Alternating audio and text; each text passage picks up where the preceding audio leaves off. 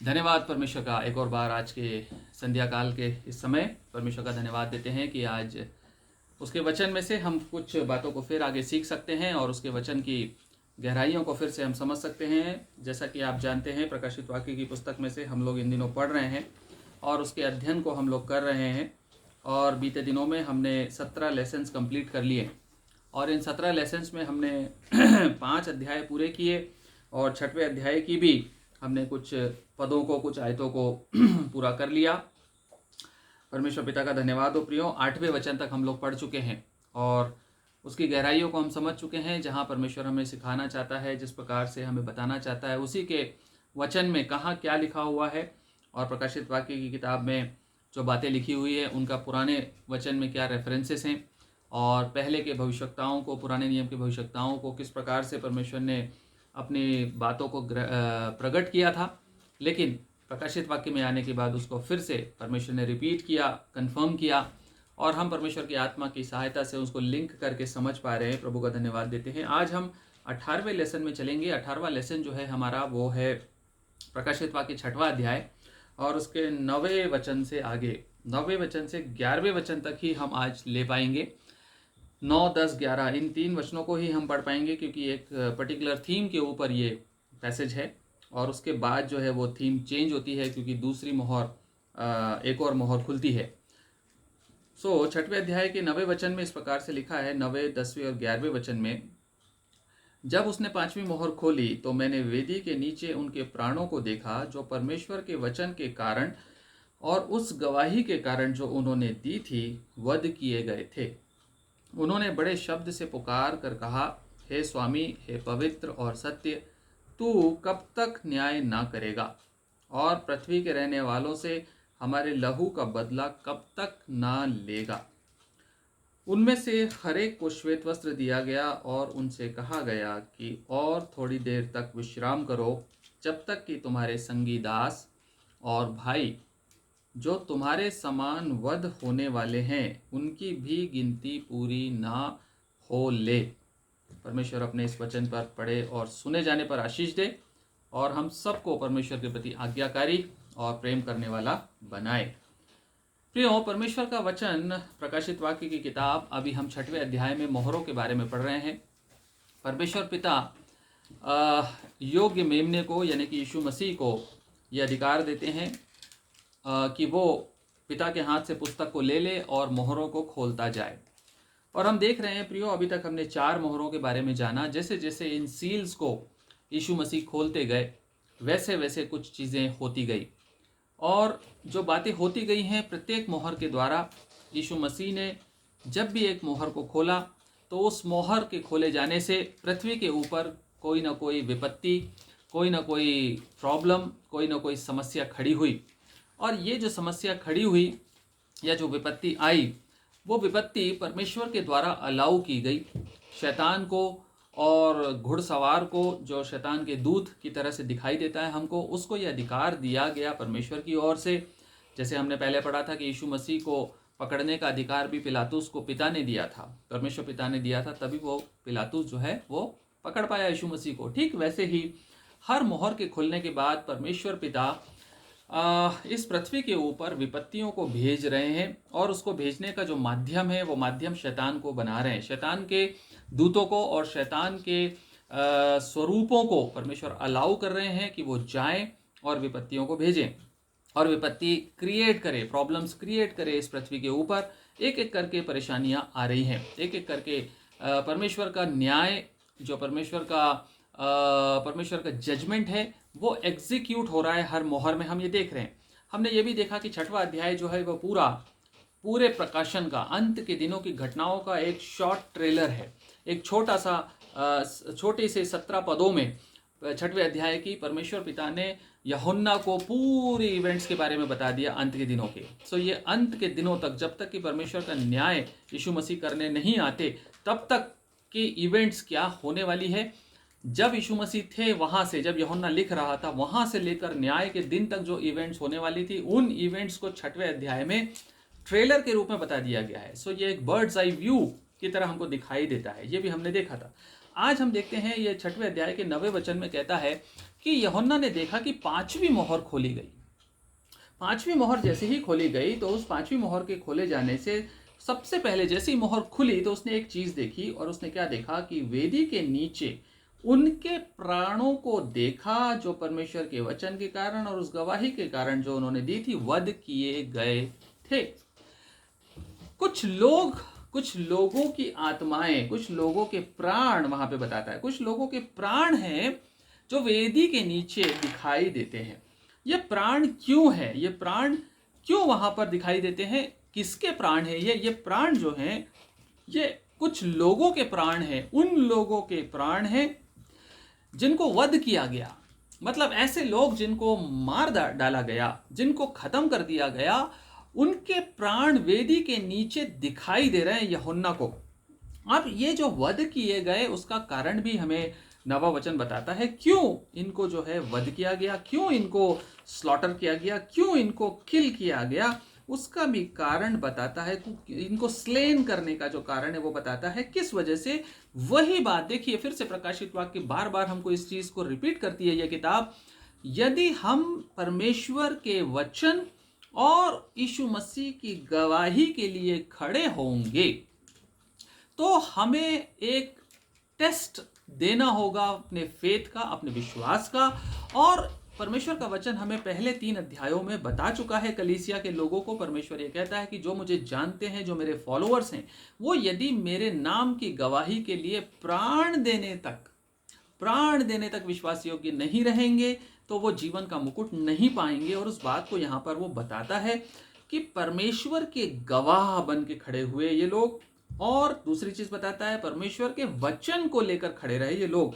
प्रियो, यहां पर ये 2 कारण हैं जिसकी वजह से लोगों को वध किया गया,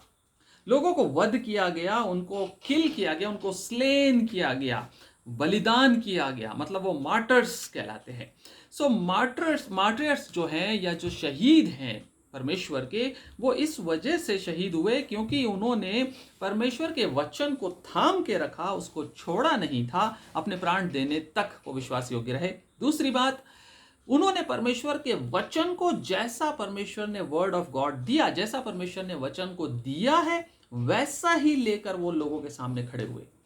दुनिया के सामने उन्होंने परमेश्वर के वचन को बिना मिलावट के, बिना लाग लपेट के सीधा की सीधा प्रेजेंट किया। और प्रेजेंट करने का मतलब ये नहीं है कि उन्होंने पुलपिट से खड़े होकर प्रचार किया या उन्होंने कोई भविष्यवाणी उस प्रकार से की, ये भी किया, लेकिन साथ साथ उससे भी बड़ी बात कि परमेश्वर के वचन के अनुसार उन्होंने अपने जीवन को बिताया, जो कि बहुत से लोगों को पसंद नहीं आया और उनकी नापसंदगी इस हद तक बढ़ गई कि उन्होंने इन लोगों को वध कर दिया।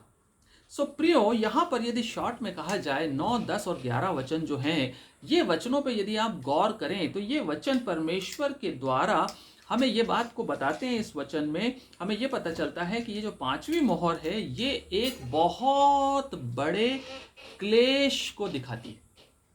ये जो 5वीं मोहर है, ये मोहर ग्रेट ट्रिबुलेशन की मोहर है। ये मोहर एक महान क्लेश, एक भयानक क्लेश की बात करती है। और क्लेश क्या हो सकता है किसी इंसान के लिए सबसे बड़ा, कि उसको तड़पा तड़पा के, उसको सता सता के कहाँ तक ले जा सकते हैं आप, उसको अंततः आप उसको वध कर सकते हैं। और ये मोहर हमें बताती है कि ऐसे लोग यहाँ पे दिखाई दे रहे हैं, उनके प्राण दिखाई दे रहे हैं जो मार डाले गए, जिनका वध कर दिया गया। सो प्रियो, ये जो मोहर है टोटली ओवरऑल परसिक्यूशन और ट्रिबुलेशन के बारे में बताती है, जो उन लोगों के ऊपर आने वाला है या आया है पिछले 2000 साल में या उससे पहले भी। उन लोगों के ऊपर सताव जिन लोगों ने परमेश्वर के वचन और उसकी गवाही में कोई कॉम्प्रोमाइज नहीं किया। प्रियो, कुछ थियोरीज ऐसी चल रही हैं दुनिया में जिसको आप लोग भी सुनते होंगे, पढ़ते होंगे, और कई सोर्सेस से आप लोग सुनते रहते हैं, पढ़ते रहते हैं। लेकिन परमेश्वर के वचन से आज इस बात को सीख लीजिए और इसको गठान बांध के अपने जीवन में आप धारण करके रख लीजिए कि परमेश्वर का वचन इस बात को बार बार कहता है। प्रकाशित वाक्य के अध्ययन में हमने पहले भी इस बात पे गौर किया है, और इस पे इतने ज़्यादा अध्ययन अगर हम करते रहें तो बहुत कुछ सीखने के लिए है। लेकिन जितना समझाना ज़रूरी था आप समझ गए हैं कि परमेश्वर के जो फॉलोअर्स हैं, वो कंफर्ट लिविंग स्टैंडर्ड्स में इस दुनिया में नहीं रहने वाले। जो परमेश्वर के सच्चे विश्वास योग्य दास हैं, जो परमेश्वर को प्लीज करते हुए जीवन बिताना चाहते हैं, दुनिया की फिक्र नहीं करते इस मामले में जहां परमेश्वर के साथ कॉम्प्रोमाइज करना हो, ऐसे लोगों के लिए क्लेश को परमेश्वर ने ठहराया हुआ है। ऐसी थियोरी जो ये कहती है कि परमेश्वर कलीसिया यानी कि उसके विश्वास योग्य फॉलोअर्स को किसी मुसीबत में पड़ने नहीं देगा, उनको क्लेश का सामना नहीं करने देगा, उससे पहले उनको वो उठा लेगा। यानी कि जो रैप्चर वर्ड है, कलीसिया का उठाया जाना, वो क्लेशों के आने से पहले हो जाएगा। इस थ्योरी को टोटली बाइबल रिजेक्ट करती है। बाइबल कहीं भी इस थ्योरी को सपोर्ट नहीं करती। बाइबल ये बताती है कि जो मेरे पीछे आएंगे उनको अपना क्रूस उठाना ही पड़ेगा, उनको क्लेशों का सामना करना ही पड़ेगा, लेकिन इन क्लेशों में वो अकेले नहीं हैं। इन क्लेशों में मैं उनके साथ हूं। यीशु मसीह ने कहा मत्ती 28 में कि तुम्हारा मन ना घबराए, क्योंकि मैं जगत के अंत तक का मतलब है कि जब तक ये दुनिया लपेट नहीं दी जाती, यीशु मसीह छोड़ के आपको नहीं भागा है। यीशु मसीह आपके साथ खड़ा है, लेकिन वो कहता है कि मैं क्लेशों को आपके सामने से हटाऊंगा नहीं। आपको क्लेशों में से होकर जाना है और उसके साथ आपको परमेश्वर के प्रति जो आपने खरे और स्पष्ट वचन आपने सुने हैं, उन्हीं वचनों के अनुसार जीवन बिताना है। दुनिया के लोगों के कानों की फिक्र करते हुए वचनों की बात नहीं करनी है। प्रियो, यदि हम देखें तो अंत के दिनों में परमेश्वर का वचन कहता है कि लोग कैसा वचन सुनना पसंद करेंगे? जो कानों की खुजली मिटाता हो। परमेश्वर का वचन कई जगह कहता है कि मेरा वचन एकदम साउंड है, जहां एक तरफ यह वचन शांति देता है, उत्साह बढ़ाता है, ऊर्जा देता है, जहां हमें ढाढ़स बंधाता है, वहीं ये दूसरी तरफ ये वचन पक्षपात नहीं करता। ये वचन दुष्ट का फेवर नहीं कर सकता। ये वचन अनाज्ञाकारी व्यक्ति के फेवर में कभी खड़ा नहीं हो सकता। इस बात को हमें ध्यान रखना चाहिए। परमेश्वर का वचन कहता है कि अंत के दिनों में ऐसे लोग खड़े हो जाएंगे, ऐसे लोगों की संख्या बढ़ जाएगी जो Who will listen to the word for the tickling of the ears, जो अपने कानों की खुजली मिटाने के लिए सिर्फ वचन सुनना चाहेंगे, जो वचन उनको सूट करता है, जो वचन उनको अच्छा लगता है, उस वचन को सुनने के लिए भीड़ खड़ी होगी। लेकिन जिस वचन में साउंड डॉक्ट्रिन होगी, जिस वचन में खराई के वचन होंगे, जो वचन इब्रानियों की पत्री के अनुसार सुधार के लिए दिया जाएगा, जो करेक्शन और रिप्रूफ के लिए दिया जाएगा, उस वचन के चाहने वाले कम हो जाएंगे। ये अंत के दिनों के लक्षण है, परमेश्वर का वचन कहता है। और यहां पर ये लोग वध किए गए, मार डाले गए, इसलिए क्योंकि इन्होंने वचन में कॉम्प्रोमाइज नहीं किया। इन्होंने शुगर कोटेड वचन ना तो सुनाए और ना ही सुने, और ना ही इन वचनों के अनुसार अपने आप को ढाला कि ये वचन इस प्रकार से सूट करते हैं, इसको ले लो, ये सूट नहीं करता, इसको मत लो। पौलुस ने जब तिमोथी को समझाया तो उसने एक बात कही थी, दूसरे तिमोथी पहले अध्याय 13वें वचन में। पौलुस तिमोथी को जब समझा रहा है, तिमोथी उसका आत्मिक शिष्य था, आत्मिक बेटा मानता था उसको। सो तिमोथी को वो कहता है पहले अध्याय की 13वें वचन में, दूसरा तिमोथी में, जो खरी बातें, ध्यान से सुनिए, जो खरी बातें तूने मुझसे सुनी है उनको उस विश्वास और प्रेम के साथ जो मसीह यीशु में है अपना आदर्श बनाकर रख। आपका जो मॉडल होना चाहिए परमेश्वर के, वो वचन होने चाहिए जो खरे होते हैं, जो वचन खरे हैं, जो वचन सीधे स्पष्ट कड़े हैं, वो वचन हमारे जीवन का आदर्श होना चाहिए। प्रियो, साउंड वर्ड्स, कोई लाग लपेट नहीं, प्योर, सोने से भी अधिक ताया हुआ परमेश्वर का वचन है। ये बताता है भजन संहिता 119, परमेश्वर का वचन कई हीरे मोतियों से बढ़कर है। और इस वचन में जो बातें होती हैं, वो वचन की बातें खरी होती हैं, सुधार के लिए होती हैं, उनको वैसे की वैसी। पौलुस कहता है आदर्श बनाना है तो मेरे उन वचनों को बनाना जिसमें मैंने तुझे खराई के साथ सिखाया, तुझे लाग लपेट नहीं की, तुझे शुगर कोटिंग नहीं दी। ऐसे वचन मत बताना लोगों को, ना खुद के जीवन में लागू करना। ये ऐसे लोग हैं प्रियो, जो ऐसे गवाह हैं जिनके प्राण हमें यहाँ 6वें अध्याय में प्रकाशित वाक्य के और 9वें वचन में दिखाई देते हैं कि उन्होंने अपने प्राण गवाए नहीं, प्राण बलिदान किए हंसते हंसते। ये शहीद लोग हैं जो कहीं भी कॉम्प्रोमाइजर्स नहीं थे, जो लोगों को खुश करने वाले नहीं थे, परंतु परमेश्वर को खुश करने वाले थे, जिन्होंने खरी शिक्षाएं ग्रहण की, खरी शिक्षाएं बांटी और परमेश्वर की प्रसन्नता को सबसे ऊपर रखा। जिन्होंने मनुष्य की प्रसन्नता को कोई वैल्यू नहीं की परमेश्वर की प्रसन्नता के आगे। जहां परमेश्वर प्रसन्न है और मनुष्य भी प्रसन्न है वहां तक तो ठीक है, लेकिन जहां परमेश्वर मेरे वचन से, मेरे चाल चलन से प्रसन्न है लेकिन लोग दुखी हैं, कोई बात नहीं, मुझे लोगों की फिक्र नहीं, मैं परमेश्वर के अनुसार जीवन जीना चाहता हूं। ये मुझे मार डालेंगे, मुझसे बैर रखेंगे, कोई बात नहीं, मेरा परमेश्वर खुश होना चाहिए। ये वचन की गवाही है जिसके लिए लोग खड़े हुए और इन्होंने अपने प्राण दिए, और ये ट्रू सर्वेंट्स थे, परमेश्वर के सच्चे दास, सच्चे भक्त। ये कॉम्प्रोमाइजिंग सर्वेंट्स नहीं थे। इन्होंने अपने प्राण इसलिए छोड़े, इसलिए दांव पे लगाए क्योंकि इनको एक बड़ा रिवॉर्ड मालूम था मिलने वाला है, जो परमेश्वर, विश्वास योग्य परमेश्वर से इनको मिलना था। गलातियों की पत्री में लिखा है, पहले अध्याय, गलातियों की पत्री पहला अध्याय और 10वां वचन, गलातियों की पत्री पहला अध्याय और 10वां वचन जो है वो कहता है वहां पर कि मनुष्यों को प्रसन्न नहीं करता। पौलुस कहता है गलातियों की पत्री में, जब लिखता है वो, तो वो कहता है कि मैं मनुष्यों को प्रसन्न करने वाला नहीं हूं। मैं, वो गलातियों का पत्री का इंट्रोडक्शन जब देता है तो वो कहता है कि तुम लोगों को जो मैंने शिक्षाएं दी थी उस शिक्षाओं से तुम लोग भाग रहे हो, तुम लोग गड़बड़ कर रहे हो, तुमको ऐसे लोग आ गए हैं जो ऐसे उपदेश देने लगे जो एक्चुअल उपदेश नहीं है यीशु मसीह के। जो यीशु मसीह सिखाता है वो वाले वचन नहीं तुमको सिखाए जा रहे। मैंने सिखाए थे, तुमने सीखे थे, पर अब तुम डेविएट हो रहे हो। तुम उन वचनों पे कान लगा रहे हो जो भरमाने वाले वचन है, जो तुम्हें मिसगाइड कर रहे हैं, जो तुम्हें डेविएट कर रहे हैं, जो तुम्हारे आत्मिक जीवन को नष्ट कर रहे हैं। पर ध्यान रखो, मैंने जो तुम्हें वचन दिए थे, परमेश्वर का वचन वैसा ही होता है जो किसी भी प्रकार से तुम्हारी खुशी, तुम्हारी कंफर्ट के लिए नहीं दिया जाता, परंतु जो तुम्हारे सुधार और सच्चे आत्मिक जीवन की प्राप्ति के लिए तुमको दिया जाता है। पहला अध्याय 10वां वचन कहता है, अब मैं क्या मनुष्यों को मनाता हूं, पौलुस कह रहा है, या परमेश्वर को? मैं मनुष्यों को मनाऊं या परमेश्वर को मनाऊं? बताओ, क्या मैं मनुष्यों को प्रसन्न करना चाहता हूं? यदि मैं अब तक मनुष्यों को ही प्रसन्न करता रहता तो मसीह का दास नहीं होता।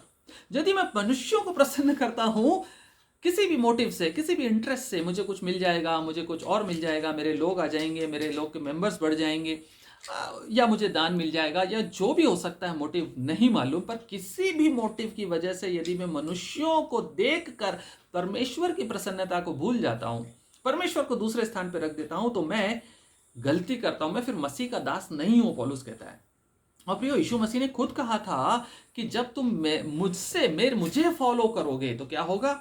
आपको पता है, मत्ती 24 हम पढ़ रहे हैं, कंपेयर कर रहे हैं 6वें अध्याय से। 23 में देखिए, 23 में जब ये अंत के दिनों के लक्षण बता रहा था यीशु मसीह, उसके पहले मत्ती 23 में यीशु मसीह ने एक बात बताई। 34वां पद मत्ती 23 और उसका 34, देखिए क्या कहता है। इसलिए देखो, कहता है, देखो मैं तुम्हारे पास भविष्यवक्ताओं और बुद्धिमान हूं।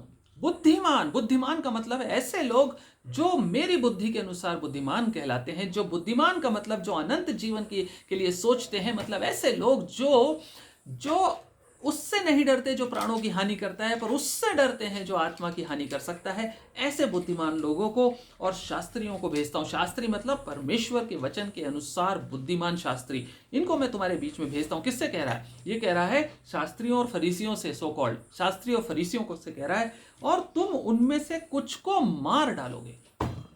यीशु मसीह ने खुद इस बात को बताया कि मैं जानता हूं कि तुम इनमें से कुछ को मार डालने वाले हो। और कहता, और क्या क्या करोगे? कहता, और क्रूस पे चढ़ाओगे, क्रूस पे चढ़ा दोगे इन लोगों को, और कुछ को अपने आराधनालयों में कोड़े मारोगे, और एक नगर से दूसरे नगर में खदेड़ते फिरोगे। ये यीशु मसीह के वर्ड्स हैं। यीशु मसीह कह रहा है कि मैं ऐसे लोगों को भेज रहा हूं जिनको तुम ऐसे ऐसे ऐसे ट्रीट करने वाले हो, जो मुझे फॉलो करेंगे, जो मेरे नाम से खड़े होंगे। और फिर एक बात कहता है यहाँ पर यीशु मसीह, बहुत अच्छी बात, इसको अंडरलाइन कीजिए, आगे इसका रेफरेंस है हमको सीखने के लिए। 35वां वचन कहता है, जिससे धर्मी हाबिल से लेकर बिरिक्या के पुत्र जकरिया तक, जिसे तुमने मंदिर और वेदी के बीच में मार डाला था, जितने धर्मियों का लहू पृथ्वी पर बहाया गया है, वह सब तुम्हारे सिर पर पड़ेगा।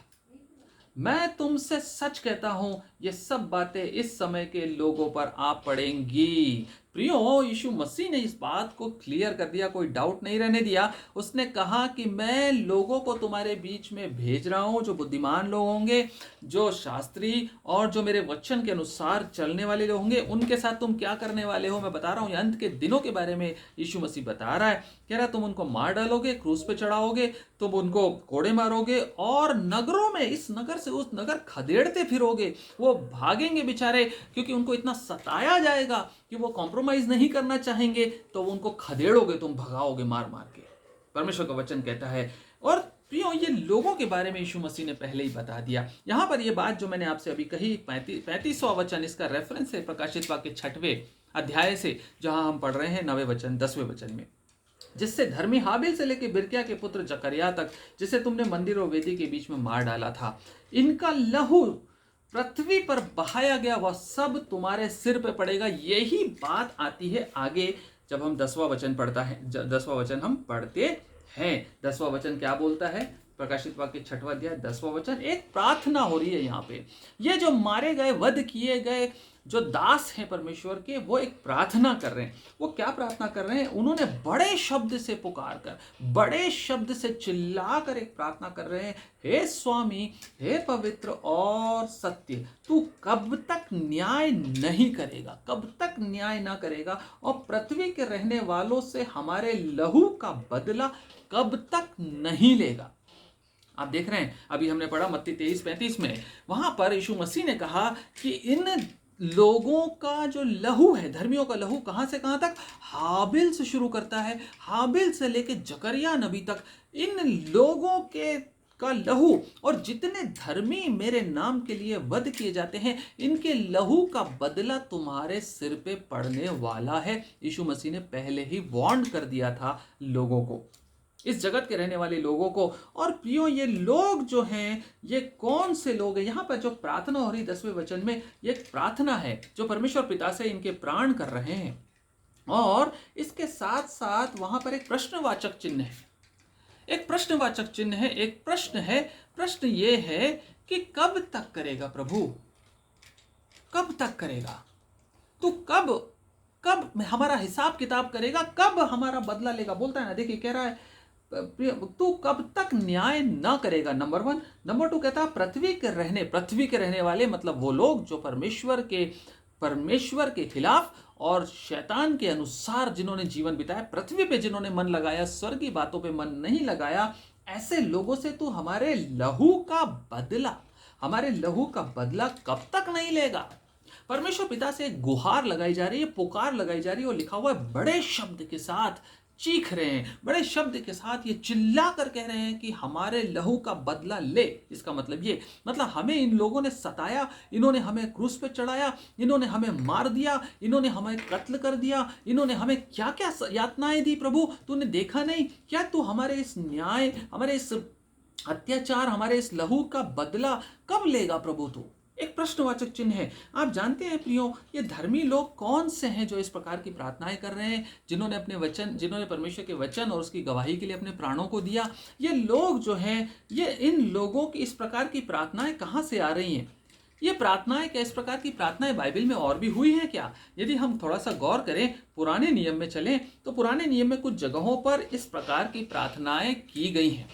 इस प्रकार की प्रार्थनाएं परमेश्वर पिता से की है परमेश्वर के दासों ने। उन्होंने बोला है कि हमारे लहू का बदला ले, हमारे प्राणों, हम पे जो अत्याचार हुआ है उसका पूरा हिसाब किताब कर प्रभु, तुझे करना चाहिए, तू कर। और भजन संहिता 79:10 में लिखा हुआ है, भजन संहिता 79:10 में आसाफ का भजन है, और वहां पर कहता है, अन्य जातियां क्यों कहने पाए कि उनका परमेश्वर कहाँ रहा? प्रभु, तेरे अस्तित्व पे क्वेश्चन मार्क ना लगा पाए ये अन्य जातियां कि उनका परमेश्वर कहाँ रहा। अन्य जातियों के बीच, देखिए यहाँ पर एक सवाल, एक गुहार परमेश्वर के सामने लगाई जा रही, अन्य जातियों के बीच तेरे दासों के खून का पलटा लेना, हमारे खून, परमेश्वर के दासों के खून का पलटा लेना, हमारे देखते उन्हें मालूम हो जाए। प्रभु, हम देखना चाहते हैं, हम देखना चाहते हैं अपनी आंखों से, हमारे देखते देखते इनको बता दे कि तू कैसा परमेश्वर है, और इन्होंने जिन्होंने हमें कत्ल किया, इनका हिसाब तू अभी कर दे, अभी की अभी हमारे सामने कर प्रभु, हम देखना चाहते हैं।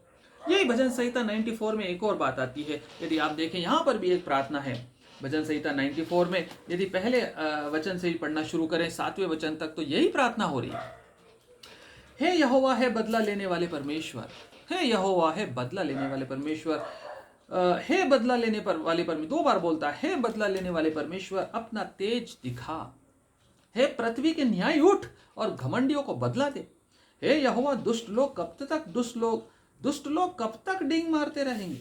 वे बकते और ढिठाई की बातें बोलते हैं, सब अनर्थकारी बढ़ाई मारते हैं। हे यहोवा वे तेरी प्रजा को पीस डालते हैं, वे तेरे निज भाग को दुख देते हैं। वे विधवा और परदेशी का घात करते और अनाथों को मार डालते हैं और कहते हैं यह ना देखेगा, याकूब का परमेश्वर विचार ना करेगा। वे घात करते हैं, मार डालते हैं, घात करते हैं। प्रभु तू क्या कर रहा है? प्रभु तू कब तक ठहरा रहेगा? और कितनी देर तुझे लगेगी प्रभु इन बातों को क्लियर करने के लिए? इन बातों का हिसाब किताब कब करेगा तू? ये प्रार्थना वही प्रार्थना है, उसी प्रकार की प्रार्थना है जो धर्मी जन वहां कर रहे हैं वेदी के नीचे। उनके प्राण सेम प्रार्थनाओं को कर रहे हैं। एक और जगह जल्दी से देख लें, भजन संहिता 119 और उसका 119 का 84 देखिए, फिर से इस बात को कहता है, प्रभु तू कब तक ये बदला नहीं लेगा? मैं तेरे दास के कितने दिन रह गए हैं, तू मेरे पीछे पड़े हुओं को दंड कब देगा? कब when? How far and how long can we wait for this judgement Lord?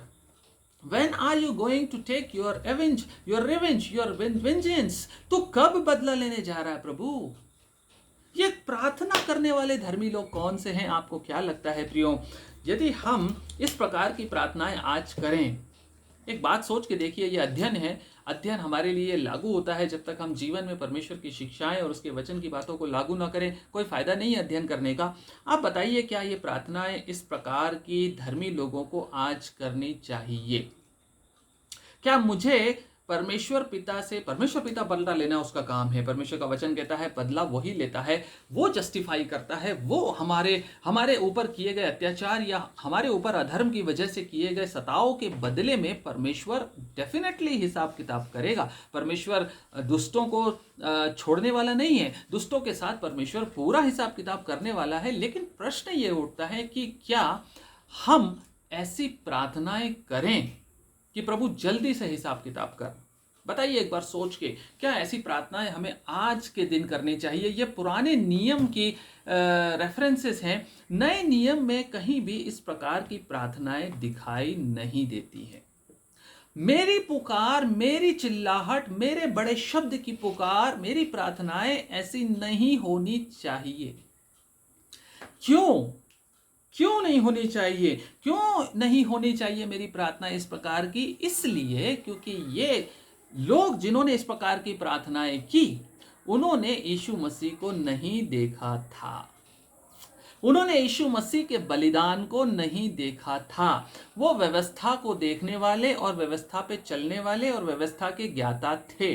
उन लोगों ने व्यवस्था के हिसाब से अपने जीवन को परमेश्वर के अनुसार ढाला था, और व्यवस्था कहती थी कि यदि वो हत्या करता है तो उसका कुछ दूसरा हिसाब किताब, यदि कोई कुछ और करता है तो उसका कुछ और हिसाब किताब। मतलब इंसान को लहू के द्वारा पापों की क्षमा मिलती थी, लेकिन उसके लिए उसको लहू बहाना अनिवार्य था। लेकिन जब यीशु मसीह आया और अनुग्रह का एक प्रतीक, अनुग्रह का परिपूर्णता परमेश्वर के पुत्र यीशु मसीह में जब हम लोगों ने देखी, तो आज हम किसके पास जाते हैं? आज हम लहू जो है वो कौन सा लहू मांगते हैं? हम मांगते हैं यीशु मसीह का लहू। हम कहते हैं यीशु मसीह में इनको क्षमा कर। Praise God.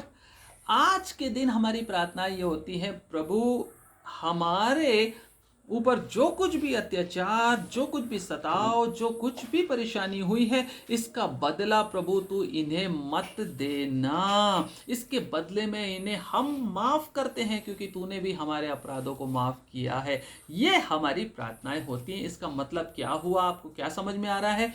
इसका मतलब ये हुआ प्रियो कि ये जो धर्मी आत्माएं जो प्राण वेदी के नीचे चिल्लाकर प्रार्थनाएं कर रहे हैं, ये कौन से लोग हैं?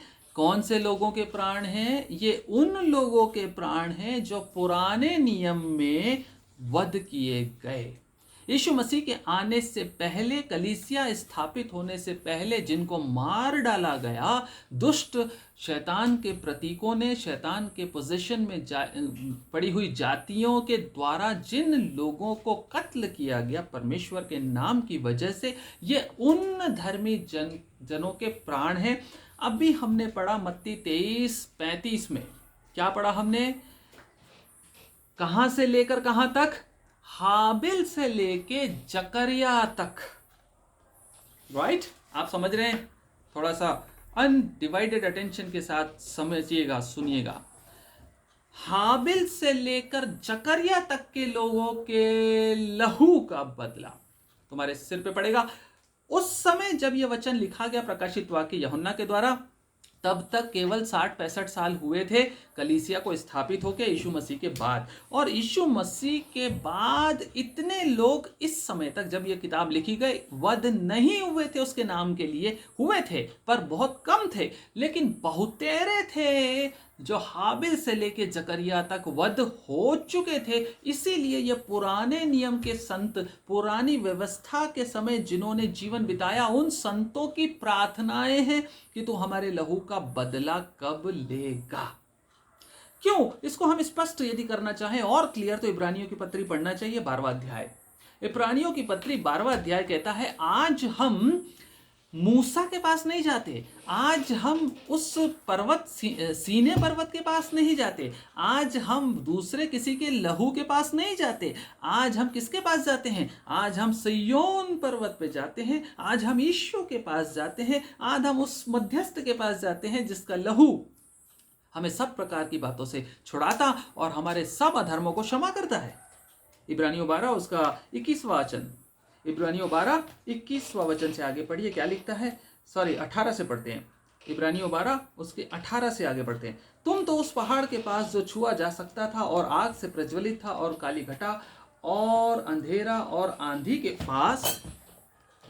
पास और तुरही की ध्वनि और बोलने वाले के ऐसे शब्द के पास नहीं आए। इब्रानियों की पत्री, नए नियम की पत्री कहता है, ऐसे बोलने वाले के शब्द के पास नहीं आए जिसके सुनने वाले ने विनती की कि हमसे और बातें ना की जाए, क्योंकि वे उस आज्ञा को ना सह सके।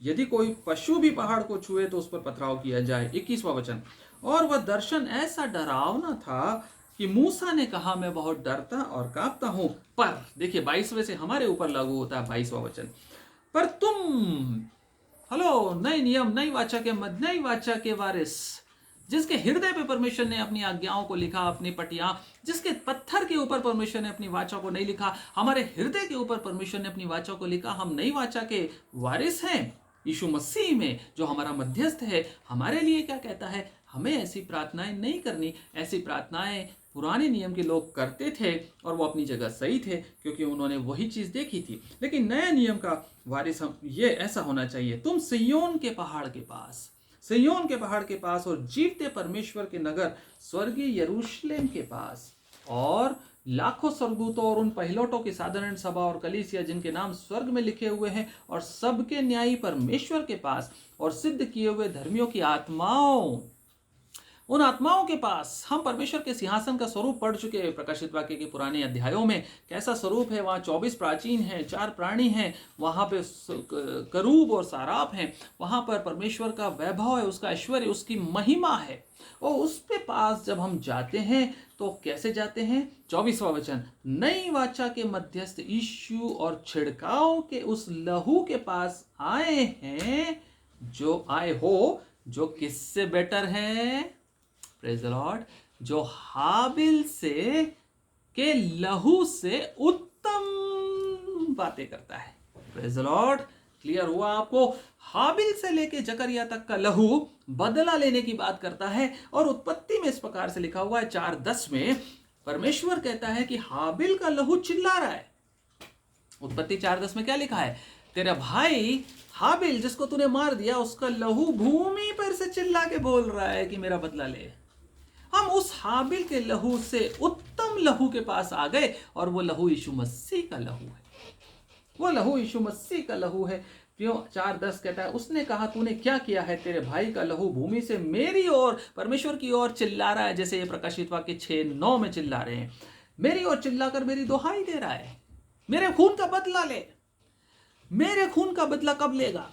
ये हाबिल का लहू है और जकरिया तक का लहू इसी प्रकार से चिल्लाता रहा। लेकिन नई वाचा के वारिस हम, मैं और आप उस मूसा और उस सीने पर्वत के पास नहीं जाते अपनी दुहाई और गुहार को लेके, हम यीशु मसीह ही के पास जाते हैं, जो हाबिल के लहू से उत्तम बातें कहता है। प्रेज गॉड, हम उत्तम वाचा के वारिस हैं। प्रियो, यीशु मसीह ने कहा जब क्रूस के ऊपर चढ़ा हुआ था, क्या कहा था? पिता, इनके खिलाफ बदला ले मेरे लहू का। नहीं, उसने कहा प्रभु पिता इन्हें क्षमा करके कि ये नहीं जानते कि ये क्या कर रहे हैं। जब स्टीफन को पत्थर मार के मारा जा रहा था, उसने क्या कहा? प्रभु बदला ले लेना, देख कितना मार रहे हैं मुझे, देख तेरे नाम के लिए मैं जान दे रहा हूं, प्रभु छोड़ना मत इनको। स्टीफन ने ये कहा था क्या?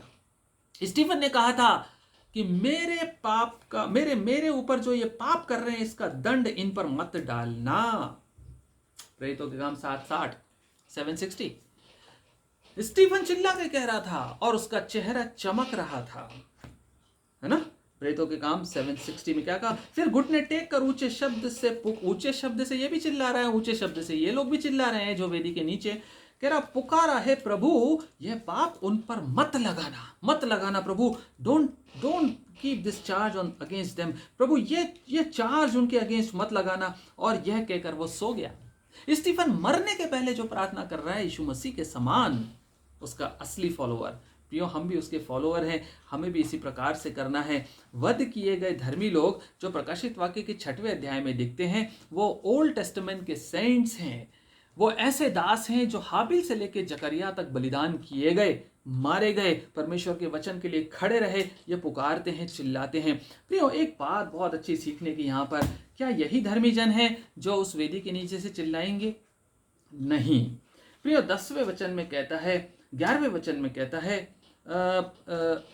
11वें वचन में, जो 6वें का 11 वचन, उसमें कहता है, उनमें से हर एक को श्वेत वस्त्र दिया गया और उनसे कहा गया कि थोड़ी देर तक विश्राम करो, जब तक कि तुम्हारे संगी दास और भाई, नई वाचा के वारिस, संगी दास और भाई जो तुम्हारे समान वध होने वाले, आप देख रहे हैं, आप समझिएगा, यहाँ के इन शब्दों को समझिएगा। जो तब तक वध हो गए थे वो तो चिल्लाकर प्रार्थना कर रहे हैं, लेकिन यहाँ यूहन्ना को परमेश्वर बता रहा है कि वो लोग जो वध होने वाले हैं, इसका मतलब है कि जो अब 2000 साल में होने वाले हैं यीशु मसीह के बाद, वो भी इसमें ऐड होंगे। वो जो होने वाले हैं उनको भी आने दो। अभी तुम पुराने नियम के जकरिया तक के संत जो चिल्ला कर ये प्रार्थना कर रहे हैं, प्रभु हमारा न्याय कर, हमारे लहू का बदला ले, उनको कहा थोड़ी देर तक रुक जाओ। क्यों रुक जाओ? क्योंकि अभी तो शुरू हुआ है, अभी तो अंत का समय शुरू हुआ है। अभी 2000 साल में तो बहुत कुछ होने वाला है। तुम्हारे संगी दास और भाई तुम्हारे को ज्वाइन करेंगे, तुमको ज्वाइन करेंगे, अपने बलिदानों को देके, अपने जीवन के प्राणों को दे करके ज्वाइन करने वाले हैं, उनका वेट करो थोड़ा। और कहता है आगे, वो कहता है तुम्हारे साथ जो लोग ज्वाइन करेंगे, उनकी भी, जो तुम्हारे समान वध होने वाले, उनकी भी गिनती पूरी ना हो ले। गिनती को अंडरलाइन करिए जल्दी से। गिनती का मतलब है काउंटिंग। इसका मतलब क्या है? जल्दी से बताइए, इसका मतलब क्या है? इसका मतलब ये है कि कुछ लोग हैं जो काउंटेड है परमेश्वर के सामने। परमेश्वर के पास एक नंबर है, परमेश्वर के पास एक काउंटिंग है। फॉर एग्जाम्पल, परमेश्वर के पास यदि 1 करोड़ की काउंटिंग है, एग्जाम्पल, यदि 1 करोड़ लोगों को परमेश्वर ने डेस्टाइन किया है, अपॉइंट किया है अपने विश्वास के लिए मारे जाने के लिए, तो वो 1 करोड़ लोग अपनी जानों को देंगे। पुराने नियम में यदि 50 लाख लोगों ने अपनी जानें दे दी, तो परमेश्वर यहां पर कह रहा है उनसे कि 50 लाख और आने वाले हैं, इस काउंटिंग को तो पूरा होने दो।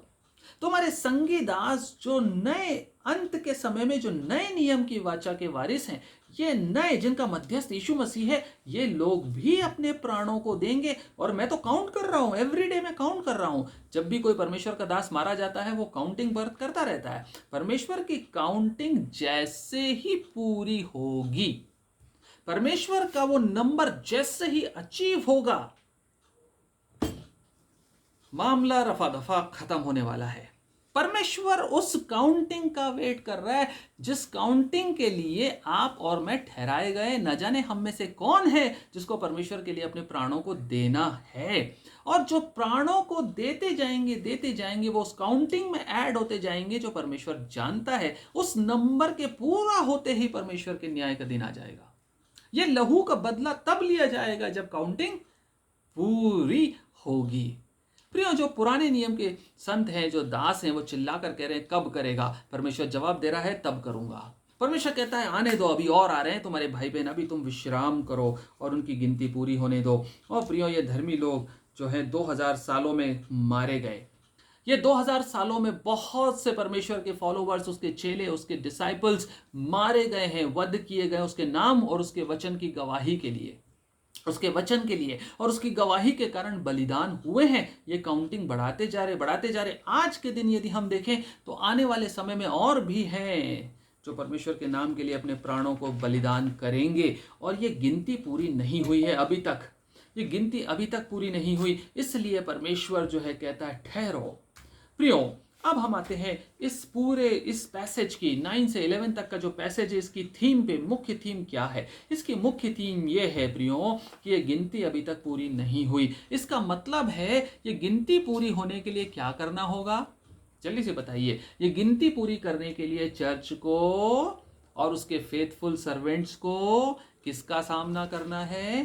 ग्रेट ट्रिब्यूलेशन का सामना करना है। क्लेशों का सामना करना अनिवार्य है, तभी तो वध किए जाओगे। कोई हंसी मजाक करते हुए, पार्टी शार्टी करते हुए तो आपको नहीं मारेगा। पार्टी करते हुए, शादियां करते हुए, एंजॉयमेंट करते हुए, डांसिंग करते हुए, गाना गाते हुए तो आपको कोई मारने नहीं आएगा। इसका मतलब है ये पूरा पैसेज जो 5वीं मोहर है, ये ट्रिब्यूलेशन का प्रतीक है और ये मोहर खोल दी गई है। ये ट्रिब्यूलेशन आप देख रहे हैं और ये बढ़ता जाएगा और तब तक होता रहेगा जब तक कि गिनती पूरी ना हो जाए। और ये महाक्लेश काल हो या क्लेश काल हो, ये सब कुछ होना है। और फिर हम यदि कंपेयर करें मत्ती 24 से, इस 6वें अध्याय को हम मत्ती 24 से कंपेयर करते जा रहे हैं। जिस सीक्वेंस में, जिस तरह से यीशु मसीह ने बताया था, लगभग वही सीक्वेंस हमको प्रकाशित वाक्य 6वें अध्याय में मिलता है। आपने देखा पहले भी यीशु मसीह ने क्या चिन्ह दिया था? 5वां चिन्ह जो 5वीं मोहर का था। 24वां अध्याय 9वां पद, मत्ती की पुस्तक, मत्ती का सुसमाचार 24वां अध्याय और उसका 9वां वर्ष। तब वे क्लेश देने के लिए तुम्हें पकड़वाएंगे और तुम्हें मार डालेंगे और मेरे नाम के कारण सब जातियों के लोग तुमसे बैर रखेंगे। You will be hated because of my name. क्लेश। अब बताइए मुझे, क्या यीशु मसीह जो खुद कह रहा है कि तुम्हारे से बैर रखेंगे, तुम्हें मार डालेंगे, तुम्हें सताएंगे, तुम पे बड़ा क्लेश आएगा, फिर भी क्या आप ऐसा मानते हैं कि रैप्चर पहले हो जाएगा? क्या यीशु मसीह गलत था? क्या यीशु मसीह ने जो लक्षण अपने चेलों के दिए वो झूठे थे? प्रियो, चर्च जो है वो अपॉइंटेड है। चर्च का मतलब है फेथफुल सर्वेंट्स। चर्च, बहुत सारे चर्च होंगे, बहुत सारे चर्च हैं, बहुत सारे चर्च आएंगे जो बिल्कुल क्लेशों का सामना नहीं करेंगे, बड़े मजे में रहेंगे क्योंकि वो दुनिया के हिसाब से चलेंगे। बेबीलोनियन चर्च, ऐसे चर्च जो कॉम्प्रोमाइजर्स होंगे, ऐसे दास और ऐसे फॉलोअर्स जो कॉम्प्रोमाइजर्स होंगे, कोई क्लेश नहीं होगा, कोई प्रॉब्लम नहीं। लेकिन जो फेथफुल सर्वेंट्स वचन और गवाही पे खड़े होंगे, और यीशु मसीह ने कहा ये 5वां चिन्ह था, 5वीं मोहर यीशु मसीह ने बताई थी। यहां लोगों को समझ में नहीं आई, इसलिए यूहन्ना को मोहर बना के बताया कि 5वीं मोहर खोलो, ये दिखाएगी, ये दिखाता हूं तुमको। प्रियो, एक ऐसा दिन आएगा, 10वां वचन कहता है, तब बहुत से ठोकर खाएंगे। देखिए एक और चीज यहां पे समझने की, तब बहुत से ठोकर खाएंगे और एक दूसरे को पकड़वाएंगे और एक दूसरे से बैर रखेंगे। आप बताइए ठोकर खाने का मतलब क्या होता है? ठोकर खाने का मतलब होता है जिसको रास्ता मालूम है, जिसको पता है कि मुझे इस रास्ते पे चलना है और इस रास्ते से चल के मुझे उस मंजिल के लिए बुलाया गया है, मुझे मेरा कॉल, वो डेस्टिनेशन मेरा वो है, वहां जाना है, और फिर भी चलते हुए वो ठोकर खा जाए। इसका मतलब है यहां पर पकड़वाने वाले लोग, आपको मरवाने वाले लोग अन्य जाति शायद नहीं होंगे। आपको पकड़वाने वाले लोग वो होंगे जो मसीही कहलाते हैं लोग, लेकिन ठोकर खा गए। काउंटरफिट चर्च, ऐसा चर्च जो सो कॉल्ड चर्च, जो कहलाता तो यहूदियों की सभा है लेकिन है शैतान की सभा। याद आ रहा है प्रकाशित वाक्य 3 अध्याय 2 अध्याय। चर्च के अंदर पैरेलल चर्च, क्योंकि शैतान का सिस्टम जो है वो परमेश्वर के पैरेलल चलाता है, वो डुप्लीकेट। वो क्या करेगा, परमेश्वर के कलीसिया के समकक्ष एक अपनी कलीसिया खड़ी कर देगा, अपना सिंहासन लगा के शैतान की सभा को सामने खड़ा कर देगा और बोलेगा ये है असली चर्च, और ये चर्च वाले इन चर्च वालों को पकड़वाएंगे, ये चर्च वाले इन चर्च वालों को मरवाएंगे, ये चर्च वाले इनसे बैर रखेंगे, ये चर्च वाले जो ठोकर खाए हुए हैं। क्यों ठोकर खाई इन्होंने, क्यों ठोकर खाई, क्यों खाई, कुछ सोचा आपने? इन्होंने ठोकर इसलिए खाई क्योंकि ये कंफर्ट जोन में रहना चाहते थे, ये क्लेश नहीं उठाना चाहते थे, इसलिए ये धोखे में चले गए। बोले नहीं नहीं नहीं नहीं नहीं, प्रभु ऐसा कैसे कर सकता है, प्रभु हमें कैसे परेशानी में डालेगा, प्रभु तेरे लिए हम खड़े हुए हैं तो कोई दुख उठाने के लिए हुए हैं क्या, तेरे लिए क्या हम लात खाने के लिए हुए हैं, जेल के अंदर और कोर्ट कचहरी करने के लिए हमको बुलाया था क्या, क्या हमको मरवाने के लिए बुलाया क्या, प्रभु तेरा यही वायदा था क्या? नहीं नहीं नहीं, तू ऐसा नहीं हो सकता, तू तो हमको बचाता है, तू तो हमको उठाने वाला है, तू तो हमको रैप्चर कर देगा, तू तो हमको ये कर दे। और जो लोग यीशु मसीह के नाम से खड़े होकर बोलेंगे मैं कोई कॉम्प्रोमाइज नहीं करूंगा, ऐसे लोगों को ये मरवाने का काम करेंगे, ऐसे लोगों को ठोकर खिला के मरवाने का काम करेंगे। यीशु मसीह ने यूहन्ना 16:33 में क्या कहा? उसने कहा ढाढ़स बांधो, तुम्हें क्लेश तो होता है, होगा। इंग्लिश में कहा you will have tribulation. 16:33 John कहता है मैंने ये बातें तुमसे इसलिए कही कि तुम्हें मुझ में शांति मिले, संसार में तुम्हें क्लेश होता है, परंतु ढाढ़स बांधो, मैंने संसार को जीत लिया है। और कहता है, इंग्लिश में कहता है you will have tribulation in the world, in the world you will have tribulation, but take heart, I have overcome the world, मैंने संसार को जीत लिया है, तुमको क्लेश होगा। और यीशु मसीह ने जब पिता से प्रार्थना की, इसी के 17वें अध्याय के आगे यदि आप पढ़े 14वें वचन में, हमने अभी 16वां अध्याय पढ़ा, 17वें अध्याय के 14वें वचन में यीशु मसीह ने पिता से एक प्रार्थना की। क्या की? प्रभु ये लोग जो परेशान हो रहे हैं, जो जिनसे दुनिया बैर रख रही, मैंने तेरा वचन उन्हें पहुंचा दिया। यीशु मसीह प्रार्थना कर रहा पिता से, और संसार ने उनसे बैर किया, संसार ने उनसे बैर किया, क्योंकि जैसा मैं संसार का नहीं वैसे ही वे भी संसार के नहीं।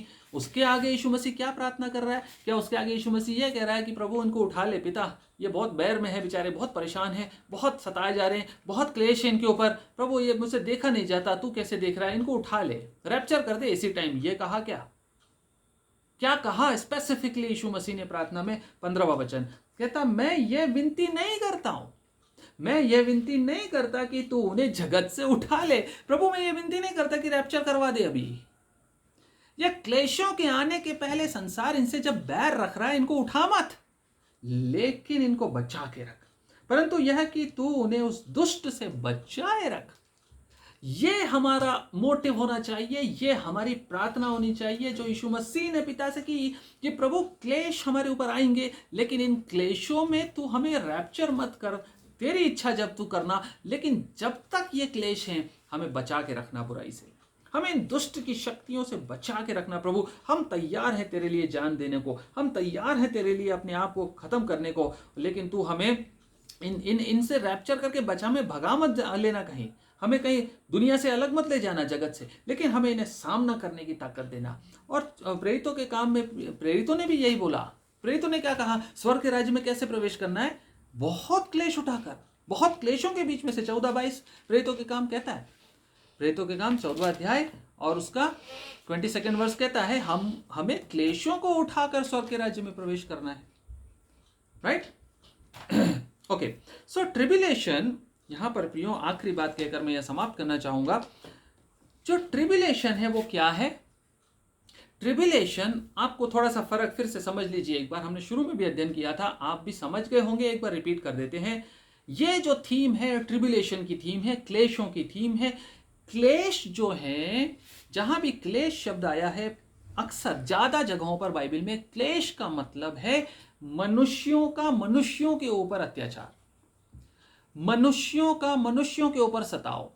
जो मनुष्य गुस्सा, क्रोध और प्रकोप में दूसरे मनुष्यों को परेशान करेंगे, जो यीशु मसीह ने मत्ती 23 और 34-35 में कहा, 36 में कहा कि वो क्या क्या करेंगे, वो खदेड़ेंगे नगरों से नगरों में, क्रूस पे चढ़ाएंगे, मार डालेंगे और कोड़े लगाएंगे। ये बातें जो है, ये क्लेश हैं जो मनुष्य शैतान के वश में होकर दूसरे मनुष्यों पे करेगा। मतलब शैतान को यह अधिकार दिया जाएगा कि वो मनुष्यों को अपने पोजीशन में ले और उनको यूज करे दूसरों पे अत्याचार, जो परमेश्वर की गवाही के लिए खड़े हुए उन पे अत्याचार करने के लिए उसको अलाउ किया जाएगा। ये है क्लेश, ये है ट्रिबुलेशन। लेकिन ये जो ट्रिबुलेशन है, ये इंस्टिगेटेड है शैतान के द्वारा। शैतान इसका ऑपरेटर है। शैतान इन क्लेशों के पीछे है। शैतान इन क्लेशों को करने वाला, एग्जीक्यूट करने वाला परमेश्वर से अलाउ किया गया। जो बेबीलोनियन चर्च हो या अन्य जाति हो, उनके द्वारा परमेश्वर के गवाहों के ऊपर आएगा। ये क्लेश है, ट्रिबुलेशन है। ये क्लेश उस प्रकोप के सामने कुछ भी नहीं है जो परमेश्वर की ओर से पृथ्वी पे भेजा जाएगा। आप समझ रहे हैं? जो परमेश्वर का न्याय, परमेश्वर का दंड, परमेश्वर का भयानक दिन इन क्लेशों के बाद आने वाला है, वो कहीं ज्यादा सीवियर होने वाला है, खतरनाक होने वाला, भयानक होने वाला है। वो है परमेश्वर का रैथ बोलते हैं जिसको इंग्लिश में, क्रोध, गुस्सा।